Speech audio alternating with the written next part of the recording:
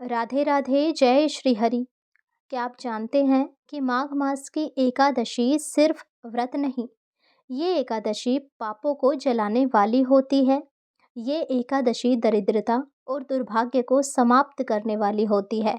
और सबसे बड़ी बात, इस एकादशी पर किया गया तिल का दान सीधे भगवान विष्णु के हृदय तक पहुंचता है।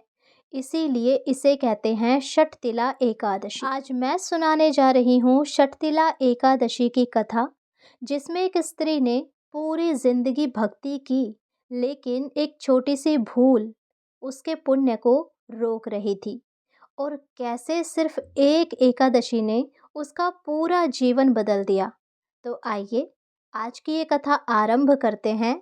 इस कथा को अंत तक ज़रूर सुनिए, क्योंकि माघ मास का पवित्र समय चल रहा है और जो कोई सच्चे मन से भगवान की कथा कहानियाँ सुनता है, उस पर भगवान जी की विशेष कृपा होती है। तो कथा को आधा अधूरा ना छोड़े, पूरा ही सुने। बहुत समय पहले की बात है। एक नगर में शोभना नाम की एक ब्राह्मण स्त्री रहती थी।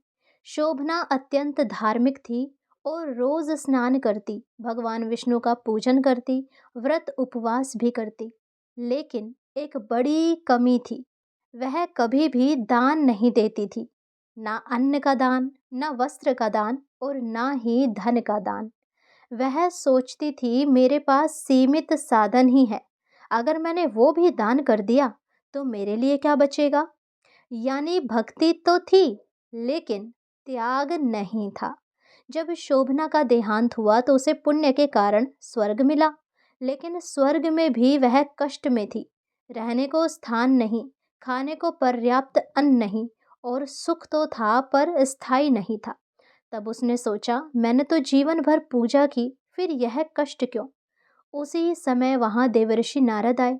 शोभना ने हाथ जोड़कर पूछा, हे नारद मुनि, मेरे जीवन में क्या कमी रह गई जो मुझे यह कष्ट भोगना पड़ रहा है।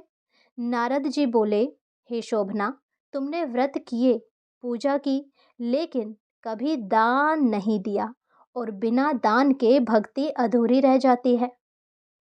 शोभना ने रोते हुए पूछा, अब मेरा उद्धार कैसे होगा। नारद मुनि बोले, पृथ्वी लोक में माघ मास की षटतिला एकादशी आती है।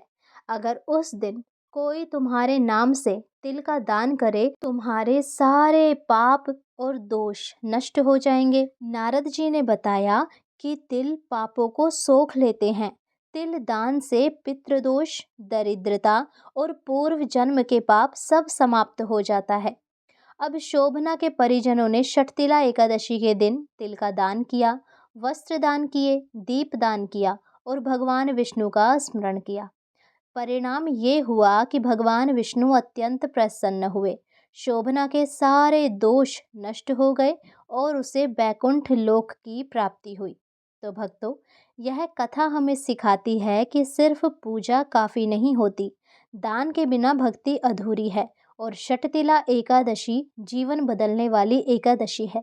अगर आप चाहते हैं भगवान विष्णु की कृपा, पापों से मुक्ति और घर में सुख शांति, तो इस षटतिला एकादशी पर श्रद्धा से तिल का दान अवश्य करें और कथा भी अवश्य सुनें। चाहे आप व्रत करें या ना करें, लेकिन थोड़ा सा दान करें और कथा अवश्य सुनें। इससे भी भगवान आपके जीवन में सुख समृद्धि बनाए रखेंगे और आप पर अपनी कृपा हमेशा बरसाते रहेंगे। अगर कथा पसंद आई हो तो चैनल को सब्सक्राइब करें, वीडियो को लाइक करें। हम ऐसी कथाएं लेकर आते रहते हैं, इसीलिए आप चैनल को सब्सक्राइब करके बेल आइकन दबा लें, ताकि जब हम कथा डालें तो उसका नोटिफिकेशन आपको समय पर मिले और आप कोई भी वीडियो मिस ना करें। राधे राधे, हरे कृष्णा।